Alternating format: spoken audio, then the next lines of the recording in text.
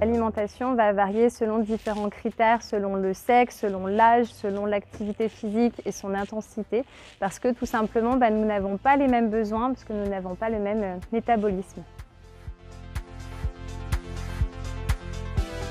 De préférence, c'est très important quand même de s'alimenter avant une séance et de ne pas partir à jeun pour une séance, parce que votre corps a besoin de carburant. Par contre, en fait, tout dépend de ce que vous allez consommer. C'est important si la séance en fait est très rapprochée, de manger des aliments qui soient rapidement assimilés, comme des fruits, des compotes ou des fruits secs, si la séance est rapidement derrière. Par contre, si la séance est dans 2-3 heures, à ce moment-là, on peut plutôt partir sur un repas complet. Alors, je dirais les deux, parce qu'il n'y a pas d'aliments interdits. Tout est important dans l'équilibre alimentaire. Tout est une question en fait de quantité, de fréquence et surtout dans quel contexte qu'on va consommer les aliments. Si c'est dans un cadre festif et de convivialité ou si c'est plutôt de l'alimentation émotionnelle. Sucre lent et sucre rapide, et aussi à quel moment est-ce qu'on va les consommer.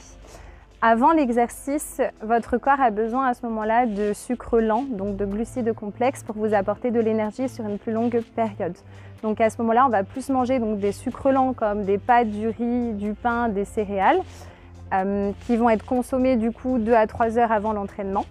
Pendant l'entraînement, on va plutôt partir sur des sucres simples, rapidement assimilables pour maintenir l'énergie.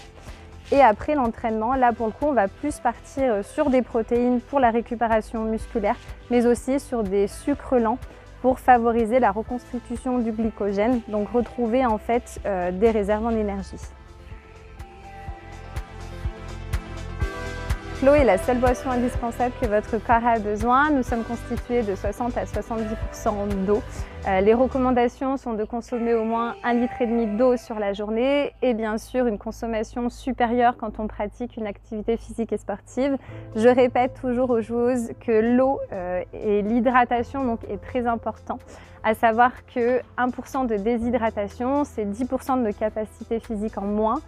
Il y a des risques de crampes, de tendinite, donc l'hydratation très important pour la récupération.